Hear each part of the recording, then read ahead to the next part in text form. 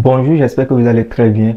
Dans cette vidéo, nous allons continuer avec nos exercices et nous allons essayer de déterminer la durée, puisque dans les vidéos précédentes, nous avons eu à déterminer les intérêts, la valeur acquise et le taux. Et ici, nous allons déterminer la durée, pas en faisant les deux comptes comme on avait fait précédemment, mais plutôt à travers la formule des intérêts composés que nous avons vu. Et là, je vous mets le premier exercice à l'écran, donc vous pouvez capturer et suivre avec moi. Et nous allons voir ça de plus près.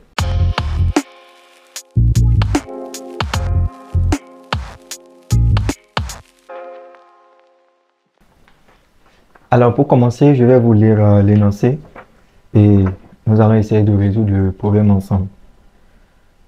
Mamadou, élève en classe de seconde, souhaite épargner de l'argent pour acheter un PC quand il sera à la fac. Étant au courant du taux annuel de 10% appliqué par sa banque, il souhaite déposer aujourd'hui 500 € sur son compte. Son budget pour le PC est de 650 €. Il se pose la question de savoir pendant combien de temps il devra laisser le capital pour obtenir ce montant. Aidez Mamadou. Mamadou en classe de seconde avec 500 €. Ok. Nous allons toujours commencer par la première étape, repérer les données que nous avons dans notre exercice et savoir qu'est-ce que l'exercice nous demande, quels sont les inconnus et comment procéder. Donc,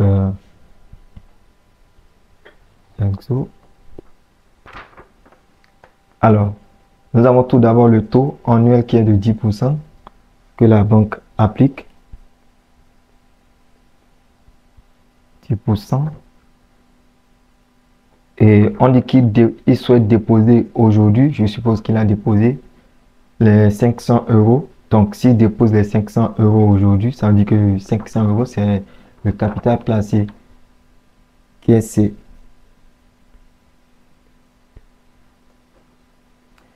Son budget pour le PC est de 650 € et il se pose la question de savoir pendant combien de temps il devra laisser le capital pour obtenir ce montant. Alors, le budget pour le PC, c'est 650 €. Donc, il dépose aujourd'hui 500 € et ça, à la fin de la durée, son objectif, c'est d'avoir 650 €.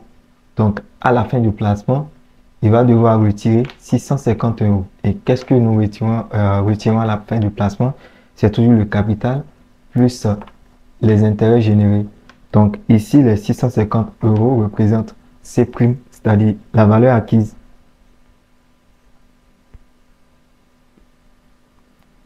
Donc, l'exercice nous demande d'aider Mamadou à trouver la durée de son placement. Donc, ici, notre inconnu, c'est N. Donc, nous allons toujours partir de notre formule de l'intérêt simple que nous allons essayer de mettre ici. On sait que I égale à C fois T fois N sur... Donc, ici, nous avons un taux annuel qui est de 10%. Et ce qui veut dire que si nous mettons 100 ici, notre N sera annuel. Donc, le résultat que nous allons trouver par la suite pour N, ça sera en année. Donc, c'est à ça qu'il faut faire attention. Si nous utilisons ici 1200, ça veut dire que notre N sera en mois. Donc, puisque le taux est annuel, on va mettre directement 100 et on sait que lorsque nous allons trouver notre N, ça sera en année. Donc, ici, qu'est-ce que nous avons? Qu'est-ce que nous n'avons pas? Dans la formule, nous avons C, nous avons le taux, nous n'avons pas N, nous n'avons pas I, mais on sait que C', c'est toujours le capital plus les intérêts. Donc, on peut partir de cette formule-là d'abord pour trouver I. C' égale à C plus I. Donc, ici, I est égal à C' moins C. On aura donc notre I qui sera égal à 650 € moins 500. Donc, l'intérêt est de 150 €.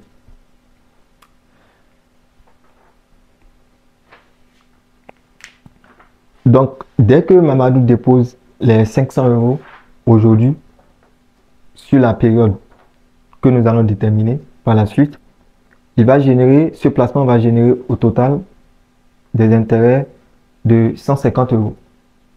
Et à la fin, il va devoir retirer 650 euros pour acheter son PC.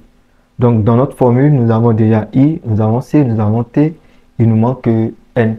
Donc, on peut remplacer les données et trouver notre N. Donc, on aura notre 550 euros d'intérêt qui sera égal à 500 fois le taux, 10 fois N sur 100. Si on fait directement les calculs, on aura 150 euros qui sera égal à 50 N, et s'il faut tirer N, 150 divisé par, j'ai écrit, divisé par 50. Donc, notre N est égal à 3.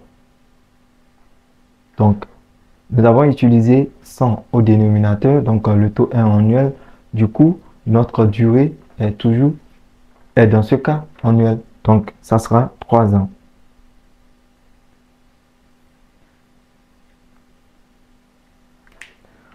Donc, si Mamadou souhaite acheter son PC à 650 euros, arrivé à la fac, pour un dépôt de 500 euros qui va lui générer des intérêts de 150 euros, il va devoir patienter pendant 3 ans avant de faire le retrait.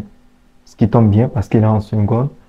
Dans 3 ans, il aura son bac et puis il sera à la fac. Donc, ça sera ça pour cet exercice. C'est comme ça que nous pourrons déterminer la durée. Ici, la particularité, c'est de voir qu'est-ce que nous mettons au dénominateur. Et en fonction de ce que nous avons mis au dénominateur, si c'est 1200, si c'est 100, si c'est 36 000, on pourra savoir si la durée que nous trouvons est annuelle ou mensuelle ou journalière, ou quand même sur d'autres périodicités, ce qui est bien possible. Donc, ça sera tout pour cette vidéo. Merci d'avoir suivi. Likez, commentez et partagez. À bientôt.